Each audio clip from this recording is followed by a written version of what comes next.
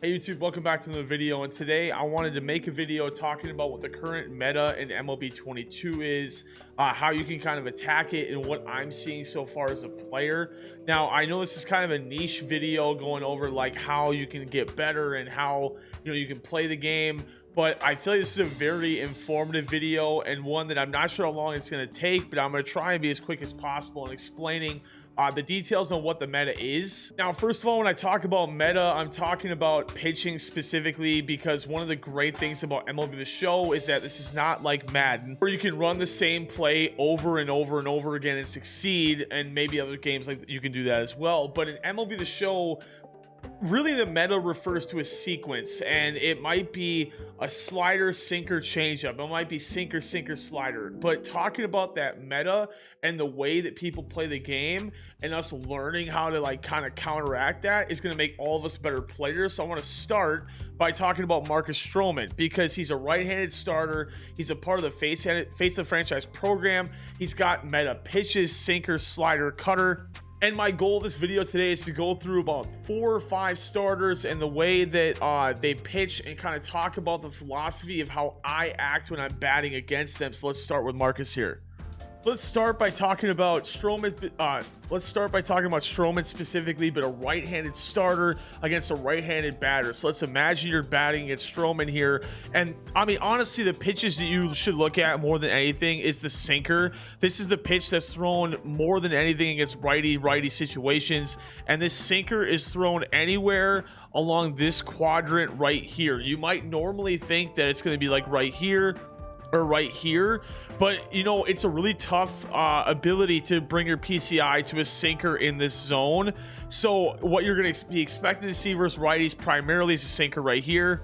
You're also going to see a lot of sliders and cutters around this quadrant right here. Like if I could draw a circle with it with my pitch outline here, slider, cutter in this sequence, because righty, you're trying to get someone to roll it over, and 99 times out of 100, if you're early on a slider right here, that ball's going to the shortstop or the second baseman for a ground out. So that's why you want to obviously sit back on that, but that's what you should be expecting. And then I'm going to act like the slider is a 12-6 or a curveball here in general. But again, for our purposes, sliders can act like a curveball here. Another one you can expect to see lefty and righty situations is an off-speed pitch thrown like right here. Anything thrown out of the zone and pieced up can usually have a low trajectory of an angle launch. So it could be an infield out, it could be a short outfield single, but you can expect to see a lot of curveballs in this area as well. So now that we have this information, how do we attack this, right? Like, how do you kind of approach an at bat knowing what you know now about these are like the meta locations that people are throwing righty, especially with the sinker cutter guy as well. And I'll talk about my approach. I just tell myself in my head that I'm gonna keyhole. And if you guys don't know what keyholing is, let me show you here quickly. So when I talk about keyholing, I talk about sitting somewhere. Now there's a PCI anchor this year, so you're sitting, could be clicking the PCI over to this spot and just kind of holding it here. I personally don't like the PCI anchor as much as some other people, so I like to be static with my PCI and expect it in a certain spot. But for that righty situation, I like to tell myself, throw that sinker, because I expect it coming, because it's a part of the meta, right? So I'm actually inviting it, and then when it comes into my zone, that's when I launch at it. So when I'm talking about keyholing, I'm talking about sitting your PCI in the spot you're expecting the ball to go to. Now, another thing as well is in my hitting tips video, I talk about setting your PCI in one static location, so you have muscle memory on like where to launch to. So that's still how I'm approaching this. I'm not saying sit your PCI where you think the ball is going to be. I want to talk about it right now, but I'm in my mind keyholing, right? So I'm going to have my PCI low and inside like I always set it. But before the pitch comes in, I'm going to kind of mentally work in like, hey, I'm working up. And the pitch comes in and I might jump at it. But before the pitch is coming in, I'm maybe thinking about like muscle memory, like get myself ready for that. And then if it goes to that location, like we'll go to a regular pitch here. So I'm sitting low and inside here, and then here comes the pitch, and I'm a little bit on top of it, but I'm telling myself to like, that's coming, like we got to get ready for it. Now going into a lefty righty situation. So In my like way of thinking, when I'm batting, I feel like one of my favorite pitches in the game to hit in a lefty batting righty pitching situation is anything fast away. So when I come up to bat with a lefty versus a righty, like a Strowman for example, or for our purposes a Mize, you know, any other right-handed starter in the game, I'm telling myself, like, I'm keyholing first pitch. I'm looking for something fast around this area or something fast around this area. I love to attack that. You might be different, but when we're looking at lefty righty, it's obviously much easier than righty is. But when we're facing these high velo guys that have a lot of movement like sinkers and cutters, you got to be thinking about them barreling you on the hands. So what you're going to see a lot in a righty-lefty situation, again, we're assuming Tucker's batting, is a lot of cutters and sliders around this area. So I want to talk about this with the righty-righty situation, but like, what does all this mean? Like, I'm telling you what to expect, but how do I really prepare for that? And in baseball is a really good term for like spin on it, where you let it go until later in the at-bat when you have to be defensive at 2 strikes. One of the number one things I really want to encourage with you all, and if you played baseball, you know what I'm talking about, is that when you go up to the plate, you know, very rarely are you chasing garbage on like the first strike of the at-bat. You're maybe coming up there saying, hey, I love outside stuff. I love inside stuff. I'm going to sit there for that first strike. And not only will you make your opponent irritated by letting a lot of these go, because we're saying, hey, I'm going to sit low and away fastball, first strike or second strike even. I'm going to sit high fastball, first or second strike. That when they come inside with a cutter like this and you don't swing at it, they're going to become irritated, because a lot of people they play chase this. Why is that? Because it starts in the zone and it breaks out of it. And for a lot of people who are not, you know, at the level that they want to be yet, they chase that and you get a lot of foul balls, a lot of strikeouts, a lot of weak contact. So we really want to encourage you letting lefty righty situations, that slider and cutter go. That also goes for another kind of pitch you'll see is that slider barreled in about right here. These kind of pitches, and I know it's really easy for me to say it because as you'll see in this clip, I literally Austin Thuuuuney seal of approval, sinker right here.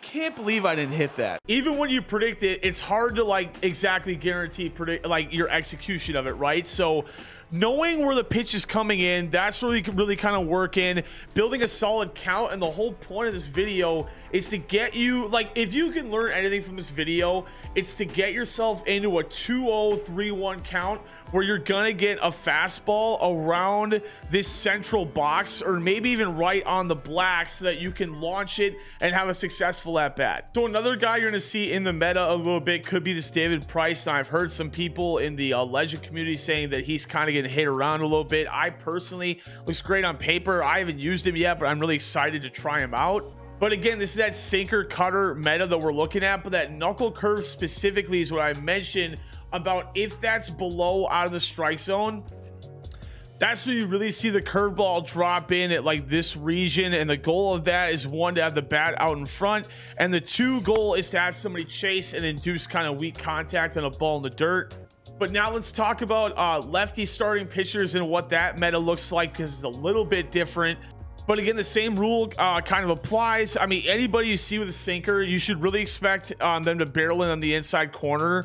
But specifically, watch where I'm going with the ball here. I'm not saying sinkers here, and I'm not saying sinkers here. The meta right now, and it has been the meta for a while, is sinkers around this region, this like middle-ish region. And it's a really tough area to be, because it's an area where a lot of people get underneath the ball, they top the ball, they have poor timing because it takes a little bit to adjust to like, will that be a strike or will that be a ball? And this is something I wanted to bring up with the righty as well. This is a really big feel thing for you individually. Do you feel like you on the first strike can keyhole on that and launch it?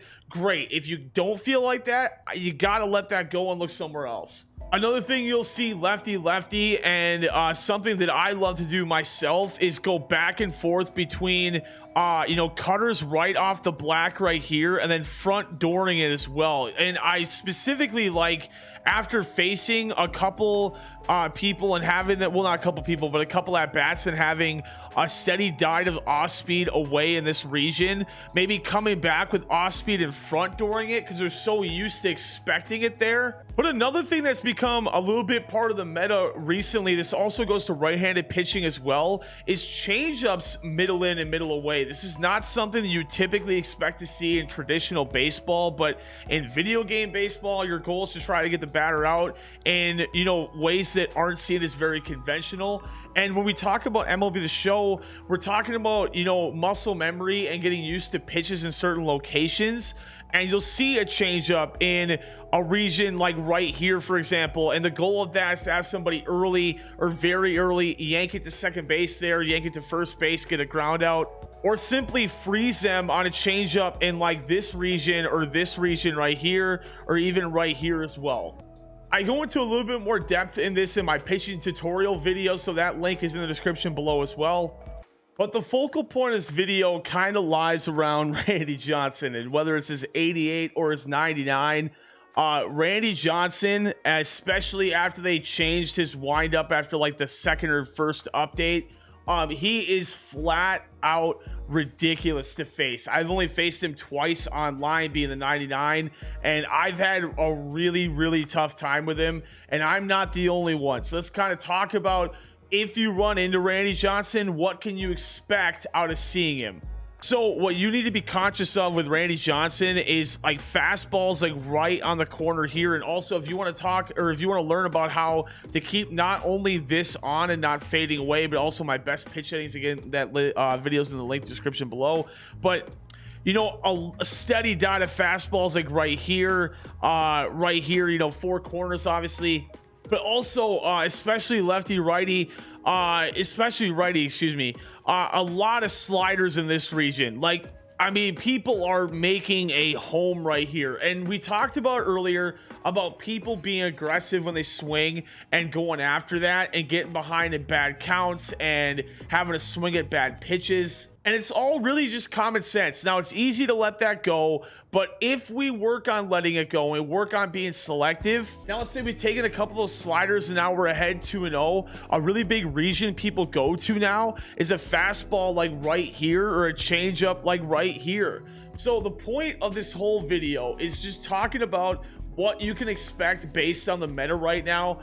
As far as how to react to it, I talked about either sitting on those locations that I told you, because I'm telling you that's where people are like throwing a lot of stuff at, or you can have the approach where I'm going to lay off of that until 2 strikes and I'm going to sit on something middle, something maybe middle up in the zone, maybe try and elevate something as well. But I hope you guys have a pretty good understanding now of what the meta looks like, left-handed starters and right-handed starters in MLB The Show 22. If you have any questions or other pitches that I left out, please comment those below. But watch this video maybe once or twice, really like hammer it in your head about these kind of things that are in the meta, and then maybe go a little bit further and go into batting practice and practice facing these specific things that I told you about, so that you can become a better player at the game that you love and I love. And I love that you guys watch the video, and I appreciate you for watching, and I'll catch you in the next one.